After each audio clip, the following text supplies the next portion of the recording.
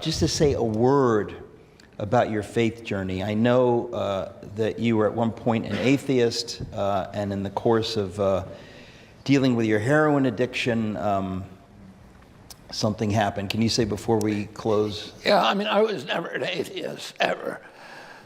But I was raised in a deeply religious family, and I integrated that. We went to church twice a day. We said the rosary at least once a day, at least. We prayed before and after meals. We read the lives of the saints or the Bible every night. Oh, and it wasn't just my 11 siblings and parents, all 29 of the cousins were raised the same way, and we would all see each other at church every morning, etc. So it was a really important part of my life. But when my dad was killed when I was 14. I became a heroin addict when I was 15, but I was always fighting my addiction. I was taking heroin without my own permission, and I was doing that for a lot of years. And when you're doing that, when you're living against conscience, which is what happens when you're an addict, you tend to push any kind of notion of God over the periphery of your horizon. So, God had become a very, very small thing in my life. And then I had this, I was struggling. By the way, I had very iron willpower always from when I was a kid, and very good discipline. I gave up candy for Lent when I was 13. I never ate candy again until I was in college. And I gave up desserts for Lent when I was 14. I never had another dessert till I was in college, and I was bulking up for sport, for rugby.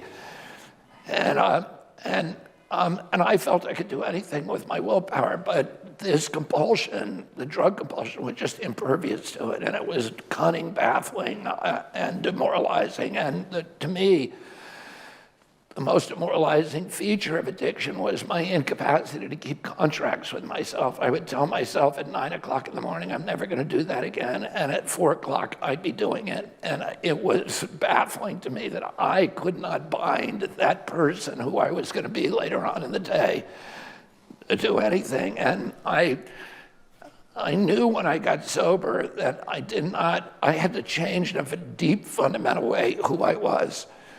And because I didn't want to be an addict, but just be white-knuckling it and be miserable all the time and wanting a drug. And I wanted to be just wake up and not want any drugs. And I knew that was going to require a spiritual awakening. I knew from reading the lives of the saints that there had been people who had been living in all kinds of depravity. St. Augustine was one, St. Francis another, who had these spiritual awakenings and just walked away from addiction.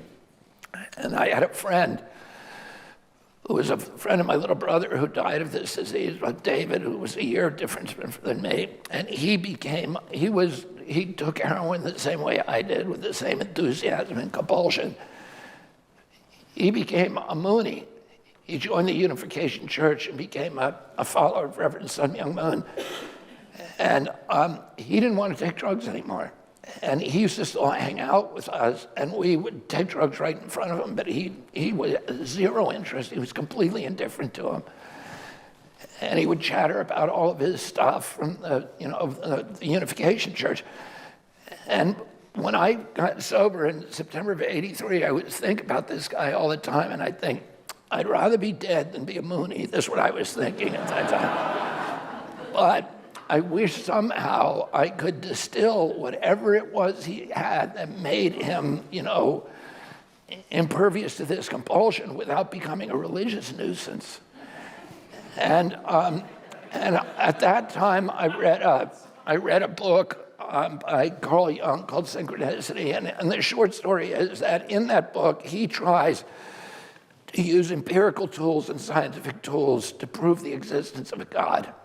And he fails. But he says in that book that although he can't scientifically prove the existence of a God, that he could prove that he ran the biggest sanitarium in Europe, in Zurich, and he said he could prove, having seen tens of thousands of patients come through his facility, that people who believed in God got better faster than people who didn't, and that their recovery was more durable. And for me, that was a more impactful thing than if he had said that he had proved the existence of a God, which I wouldn't have believed. But what he was saying was that it's irrelevant if there's a God up there. If you believe in one, your chance of staying sober are much better. And I'd already made a commitment to myself that I'd do whatever I needed to do to improve my chances of staying sober by even 1%. So I made a decision, just an intellectual decision. I'm going to start believing in God and recover what I had lost.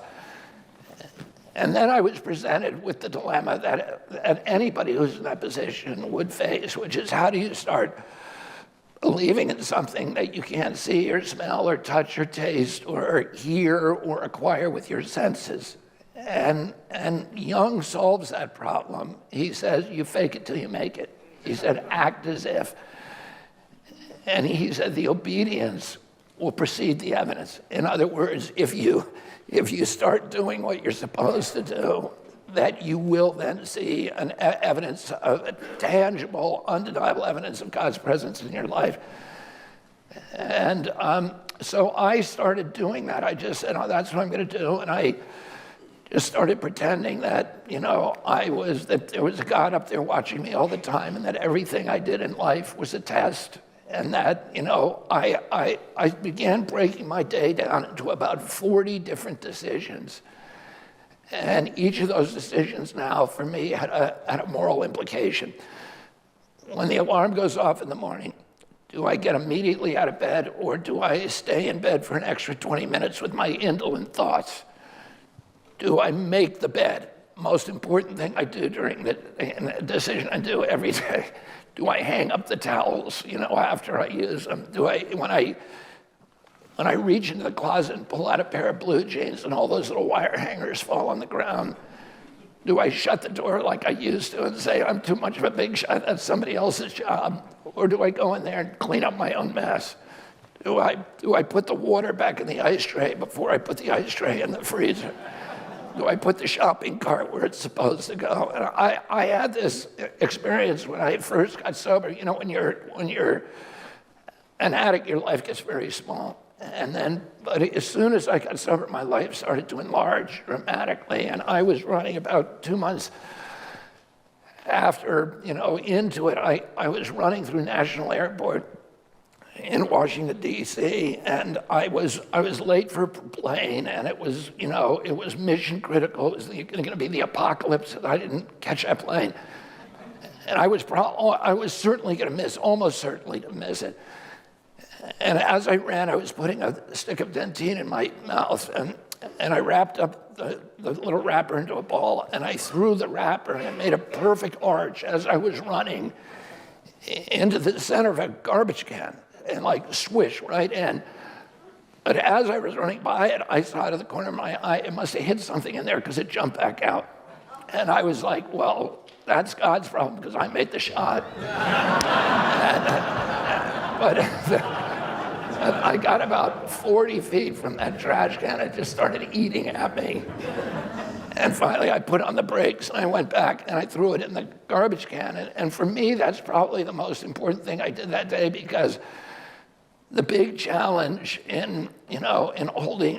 after you have a spiritual awakening, you can't live off the laurels of a spiritual awakening. You have to, and I had a spiritual awakening that just abolished my desire for drugs and alcohol. But you can't live off the laurels. You have to renew it every day. You have to renew it by service to others, and you have to renew it by staying in that posture of surrender. I came in a total surrender, my life gone, and was willing at that point to turn my life over to God. But then when the cash and prizes start flowing back in, you're like, thanks God, I got it from here. And then, you take the wheel and drive the car off the cliff again, and then you have to come in on your knees. And the big trick is, how do you stay in that posture of surrender even when your life is filling with abundance, And so... Are you still pretending that God exists? Yeah, I don't pretend anymore, because You know, Jung says in his book, Jung never had any doubt of God. Jung saw God everywhere and with such clarity and with such texture and grace and joy and just material existence.